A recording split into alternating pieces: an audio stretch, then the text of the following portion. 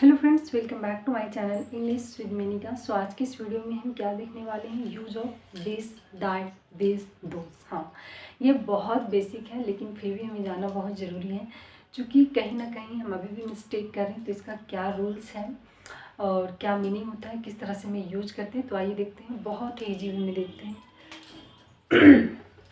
This, that, this, दोस, ये क्या है देख लेते हैं पूरी। ये अभी आपको समझ में नहीं आ रहा है लेकिन धीरे धीरे सब आ जाएगा। देखिए, इसका मुख्य रूप से दो यूज होता है।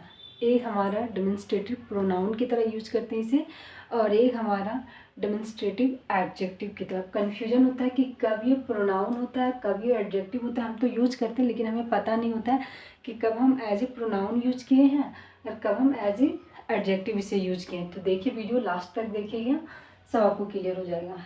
इसे क्लियर करने से पहले थोड़ा सा इसके बारे में बताते हैं। दिस कहाँ यूज करते हैं? वन यानी सिंगुलर के लिए। हमेशा याद रखें, दिस को हम यूज करते हैं सिंगुलर। और नियर, नियर यानी पास है, जो कोई भी चीज़ एक हो और पास हो उसके लिए हम दिस का यूज करेंगे। दैट भी वन सिंगुलर के लिए, लेकिन फार, फार यानी दूर के लिए। ठीक है, ये भी सिंगुलर यूज होगा लेकिन दूर के लिए। दिस जरूरी नहीं है कि लिविंग थिंग के लिए यूज करें, लिविंग, नॉन लिविंग सभी के लिए यूज होता है। दैट भी लिविंग, नॉन लिविंग सभी के लिए, सजी हो निर्जीव हो सभी के लिए हम यूज करते हैं। ये पास के लिए, ये दूर के लिए। देखिए रूल क्या है। रूल हमारा है दिस के बाद इज या वॉज। अगर पास्ट में बता रहे हैं तो वॉज आएगा, यहाँ वर नहीं आएगा, आर नहीं आएगा, क्योंकि हम सिंगुलर है ना, एक वस्तु के लिए यूज कर रहे हैं। तो दिस के बाद ई जा सकता है, वॉज आ सकते हैं। उसके बाद बुक, टेबल, कॉपी, जो भी हमारा ऑब्जेक्ट रहेगा उसको ले लेंगे। बहुत सिंपल है। दैट को भी देखिए, दैट के बाद इज आएगा या फिर वॉज आएगा, इसमें वर नहीं आएगा, आर नहीं आएगा।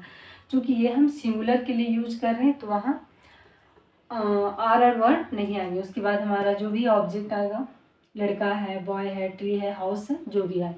ठीक है, उसके बाद देखिए कैसे है। दिस इज माई पेन, यानी यह मेरा कलम है। देखो, ये पेन है। अगर हम किसी को दिखा रहे हैं, डेमोन्स्ट्रेटिव का मतलब क्या होता है, किसी को उस और ध्यान खींचना। ठीक है, बताना, किसी चीज़ को बता रहे हैं कि यह मेरा कलम, मतलब ये कलम मेरे पास है, नज़दीक है। हम क्या बोल रहे हैं, यह मेरा कलम है, दिस इज माई पेन। यह मेरा बोर्ड है, दिस इज माई बोर्ड। यह मेरा बुक है, दिस इज माई बुक। यह मेरा खिलौना है, दिस इज माई टॉय। मतलब चीज़ें पास हैं और सिंगुलर हैं। Got it. अब देखिए, अगर हम दैट का बोले, अब चीज़ें यहाँ पास नहीं है। वह मेरा घर है, दैट इज माई हाउस। वह मेरा दोस्त है, दैट इज माई फ्रेंड। वह मेरा किताब है, दैट इज माई बुक।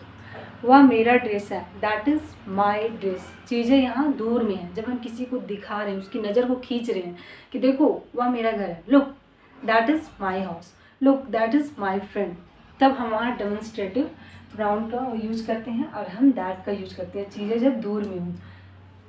तो ये आपको क्लियर हो गया। अब देखिए, दिस का प्लूरल क्या होता है, दिस। ठीक है, फिर अगेन यहाँ नियर, नियर यानी पास के लिए।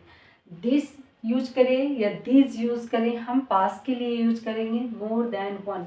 यानी कहने का मतलब है, दिस हम सिंगुलर के लिए यूज कर रहे थे और दीज हम प्लूरल के यूज करें, जहाँ चीज़ें एक से अधिक है, लेकिन ध्यान में रखना है एक हो, है ना। यहाँ चीज़ें सॉरी क्या ध्यान में रखना है कि चीज़ें पास हो। ठीक है, एक से ज़्यादा हो लेकिन चीज़ें पास हो। जैसे ये सारे मेरे पेन हैं, दीज आर माई पेन्स। ये सारे मेरे बुक हैं, these are my books. These are my brother's car. ये मेरे भाई का कार्स है, गाड़ियाँ हैं। तो क्या बोलेंगे, these are my brother's car.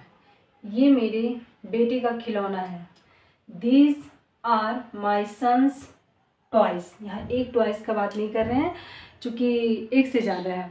ठीक है, खिलौना बहुत ज़्यादा है तो वहाँ हम बात करें। ये सारे मेरी किताबें हैं, दीज आर माई बुक्स।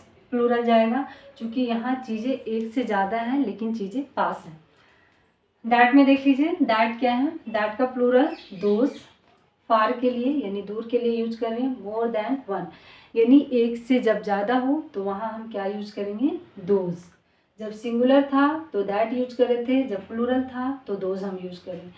याद रखिए कि ये लिविंग नॉन लिविंग सभी के साथ यूज होता है, चाहे पर्सन हो, चाहे एनिमल्स हो, चाहे थिंग्स हो, कोई मैटर नहीं करता है। अब यहाँ मोर देन वन, जैसे वो मेरा भाई का गाड़ियाँ हैं, ठीक है, those are my brother's car, ठीक है, वो मेरा बेटे का फ्रेंड्स है ना, those are my son's friends, my son's friend, those are my son's friend, ठीक है। जब चीज़ें को हम दिखा रहे हैं और बहुत ज़्यादा है, एक से ज़्यादा है, दूर हैं, तो वहाँ हम दोज का यूज करें। अब मेन पॉइंट था हमारा क्या, डेमोन्स्ट्रेटिव प्रोनाउन कब यूज होता है, डेमोन्स्ट्रेटिव एडजेक्टिव कब यूज होता है। हमने तो यूज कर दिया, लेकिन इसमें हम डिफ्रेंशिएट नहीं कर पाए कि कौन सा एडजेक्टिव था कौन सा प्रोनाउन है। तो आइए देखते हैं। जब हम बात करते हैं डेमोन्स्ट्रेटिव प्रोनाउन, थोड़ा सा स्पेस कम था इसके लिए ऐसे किया है डेमोन्स्ट्रेटिव प्रोनाउन का। तो ये लाइन देखिए आप, डेमोन्स्ट्रेटिव प्रोनाउन का रूल है दिस दैट दीज दोज, ठीक है। लाइन मतलब स्पेस कम था इसलिए हम एक में लिख दिए हैं दिस दैट दीज दोज। उसके बाद हमारा जो हेल्पिंग वर्ब चल रहा है इज, आर, वॉज, वर, है ना। उसके बाद हमारा जो ऑब्जेक्ट आएगा वही आएगा। जैसे यह मेरा कलम है तो क्या आएगा, दिस इज माई पेन, ठीक है। दिस, वह मेरा घर है, that is my house, rule इसी पे जा रहा है।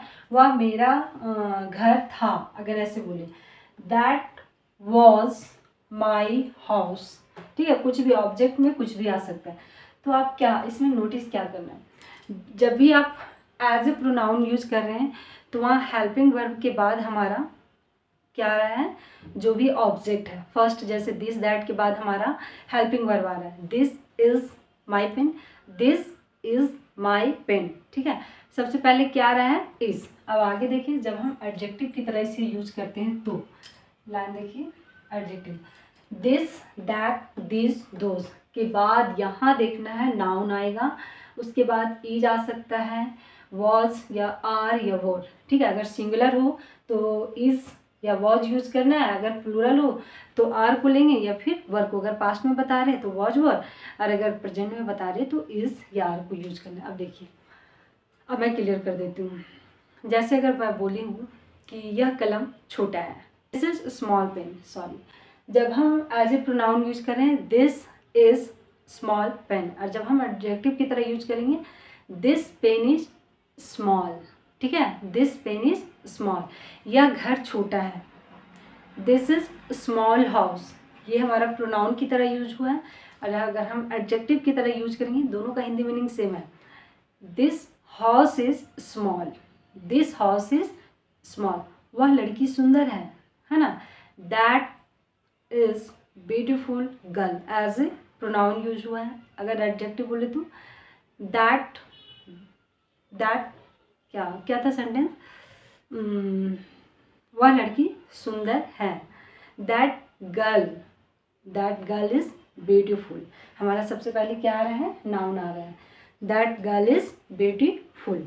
तो आप जब भी ध्यान में रखना है कि जब हम प्रोनाउन की तरह यूज करेंगे तो वहाँ हेल्पिंग वर्ब पहले आएगा, और जब हम एडजेक्टिव की तरह यूज करेंगे तो सबसे पहले हमारा नाउन आएगा। तो आई होप आपको समझ में आया होगा। Thanks for watching.